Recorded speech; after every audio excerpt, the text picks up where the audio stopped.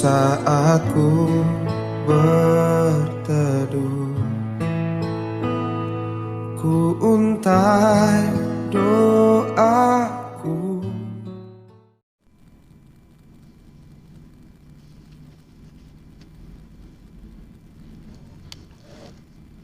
Mari kita berdoa. Bapa, dalam nama Tuhan Yesus mengucap syukur kami diberikan waktu untuk terus belajar firman-Mu. Roh Kudus mendorong kami, memotivasi, dan kami tetap ada kerinduan yang kuat untuk belajar firman-Mu. Roh Kudus mencerahi pikiran dan hati kami. Dalam nama Tuhan Yesus kami berdoa. Amin. Baik saudara, kita sudah belajar dari kualitas iman. Yang pertama adalah iman yang besar, yang kedua adalah iman yang benar dan sejati. Nah, pada hari ini kita mau belajar mengenai iman yang hidup, bukan iman yang redup, iman yang hidup. Nah, untuk itu kita akan membaca dari kitab Lukas pasal 13 ayat yang ke-18 dan 19. Kitab Lukas pasal 13. Ya, perikop ini juga dicatat oleh Injil Matius dan juga Injil Markus. Maka dikatakan demikian, maka kata Yesus, seumpama apakah hal kerajaan Allah, dan dengan apakah aku akan mengumpamakannya? Ia seumpama biji sesawi yang diambil dan ditaburkan orang di kebunnya. Biji itu tumbuh dan menjadi pohon, dan burung-burung di udara bersarang pada cabang-cabangnya. Ya, terpujilah Tuhan atas firman-Nya. Saudara, di sini kita akan belajar mengenai iman yang bertumbuh. Kita boleh menerima kerajaan sorga, menerima suasana sorga, menerima raja sorga, itu karena iman. Ya, jadi karena iman kita boleh menerima anugerah kerajaan sorga. Suasana kualitas kerajaan sorga ada dalam hati kita pada waktu kita menerima Sang Juru Selamat Raja sorga, yaitu Yesus Kristus. Nah, saudara, sudah berkali-kali dikatakan kita memiliki satu benih iman kepada Tuhan Yesus untuk percaya kepadanya. Dan kita tidak boleh berhenti hanya di awal sudah percaya Tuhan Yesus. Nah, di sini Tuhan Yesus memberikan satu pengajaran lewat perumpamaan supaya iman kita kepadanya itu mengalami pertumbuhan. Dan pertumbuhan itu sebagai satu bukti ada kehidupan. Nah, ada benih yang hidup. Iman itu merupakan benih yang hidup. Dan kalau benih yang hidup, dia pasti akan bertumbuh. Ya, dikatakan di sini laksana biji sesawi. Kecil sekali biji sesawi itu. Tapi karena ada kehidupan di dalamnya, maka ada pertumbuhan. Dan pertumbuhannya sangat progres. Ya, maju. Dan sampai terus mempunyai batang, bercabang, sampai dikatakan ya di situ burung-burung di udara bersarang pada cabang-cabangnya. Jadi dari benih yang kecil ya terus proses bertumbuh sampai besar. Ya, sampai besar. Ini nyata dalam hidup kita. Saya percaya kalau seandainya iman kita iman yang hidup, dia pasti akan terus memiliki satu kerinduan untuk terus berproses bertumbuh. Bukan sekedar bertumbuh, bukan sekedar sampai dia berdaun atau bercabang, sampai pada akhirnya iman yang hidup itu harus dibuktikan dengan buah. Jadi ini penting sekali. Jangan sekedar bertumbuh, sekedar berdaun. Nah, kita sudah bicara pada iman yang besar. Tuhan Yesus mengutuk pohon ara. Kenapa? Bertumbuh, batangnya kuat, akarnya kuat, bercabangnya banyak, daunnya rimbun. Waktu dilihat-lihat buahnya kagak ada. Maka dikutuklah. Artinya bahwa dalam pertumbuhan kita yang sudah menerima Tuhan Yesus sebagai Raja Sorga, di mana suasana sorga ada di hati kita, kualitas kerajaan sorga ada dalam hidup kita, kita mesti terus berproses, jangan pernah berhenti. Ya, kita harus maju terus mengenal pribadi sang Raja itu, yaitu Raja Sorga, sampai pada akhirnya kita ini menghasilkan buah. Jadi saudara, on targetnya bukan sekedar hanya bertumbuh. On targetnya bukan sekedar hanya bercabang dan berdaun. Harus berbuah. Nah, karena itulah saudara, iman yang hidup ini yang pertama ada pertumbuhan. Dan yang kedua adalah pertumbuhan yang sampai menghasilkan buah. Kalau nggak ada buah, pertumbuhan aja tidak ada buah, maka dikutuk. Makanya kita jadi orang Kristen, iman kita nggak boleh mandul. Tidak boleh menjadi orang Kristen yang mandul. Harus menjadi orang Kristen yang berbuah-buah. Ya, seperti perumpamaan Tuhan Yesus, penabur benih.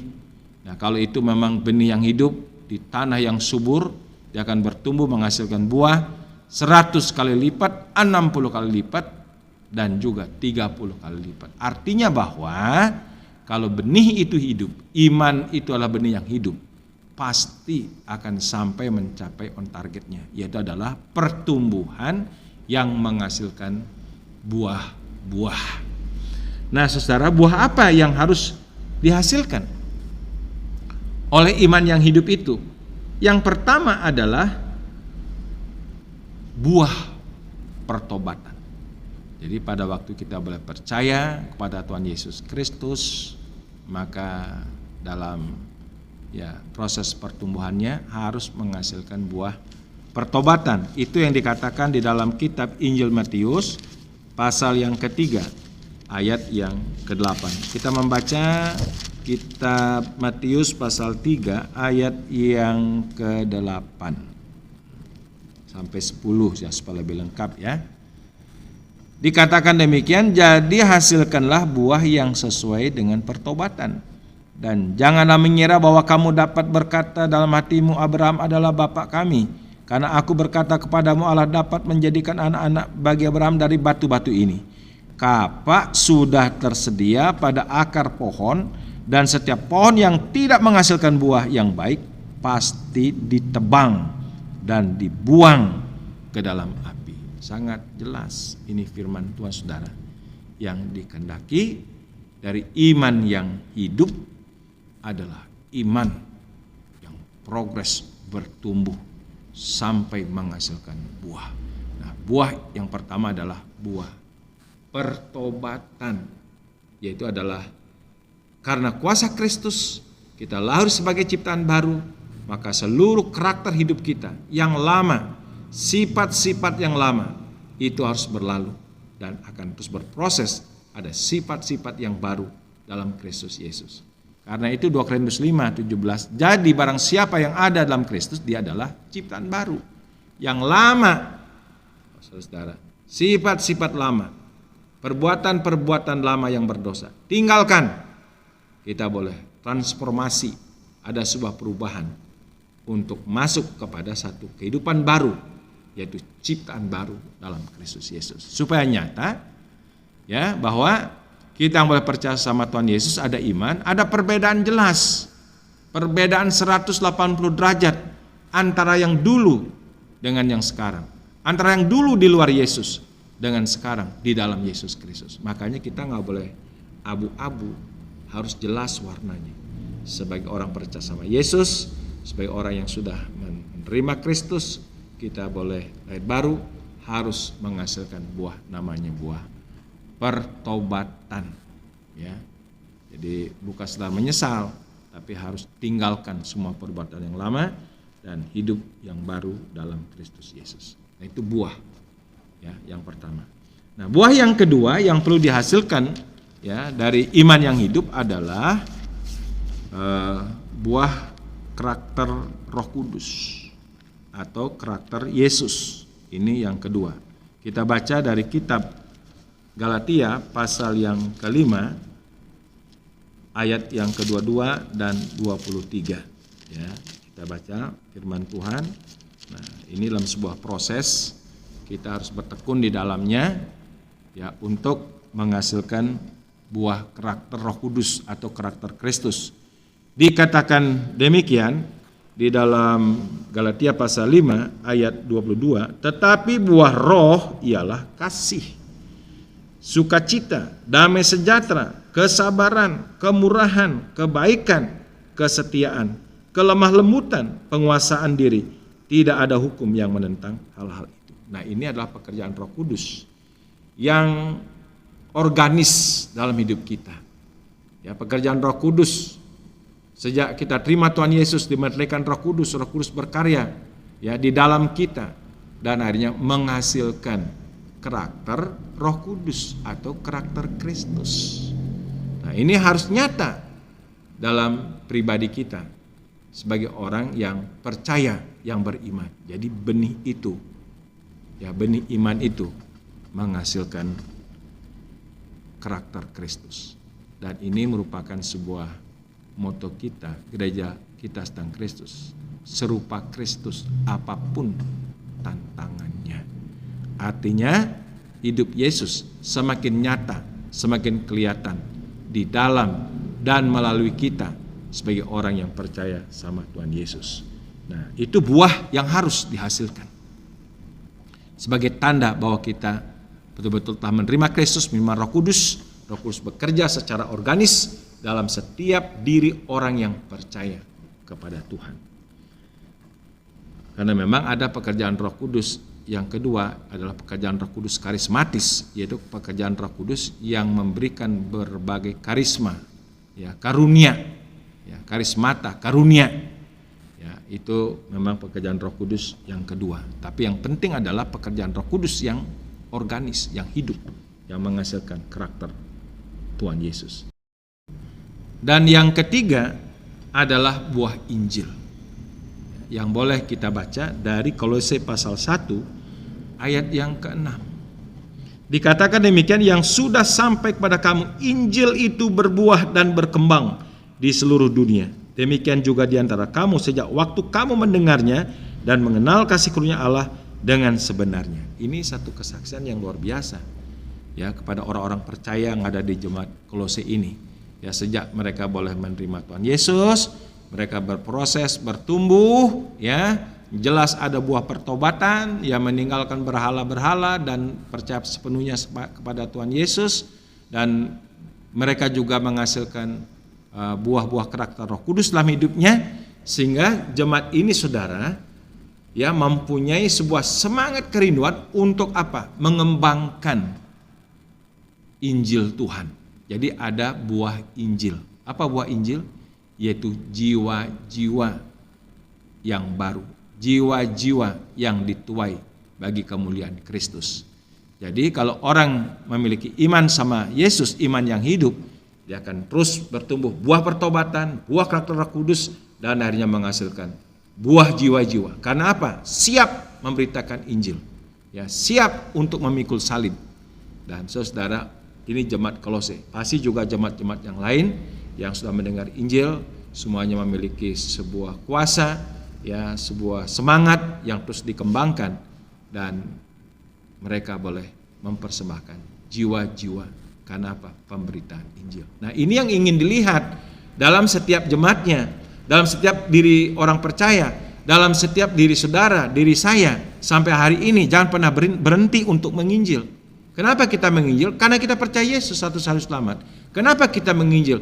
Karena kita betul-betul telah percaya, dan iman yang hidup sebagai benih yang hidup, dia pasti akan terus ya mendorong untuk kita siang dan malam berdoa bagi jiwa-jiwa yang perlu diselamatkan. Ada banyak saudara di sekitar kita, ya, di masyarakat, di kota kita, di desa kita, ya, ada banyak jiwa-jiwa yang perlu mendengarkan Injil. Nah, mari, ya, satu tugas gereja yang pertama, yang terbesar adalah melakukan tugas apostolat, itu memberitakan Injil.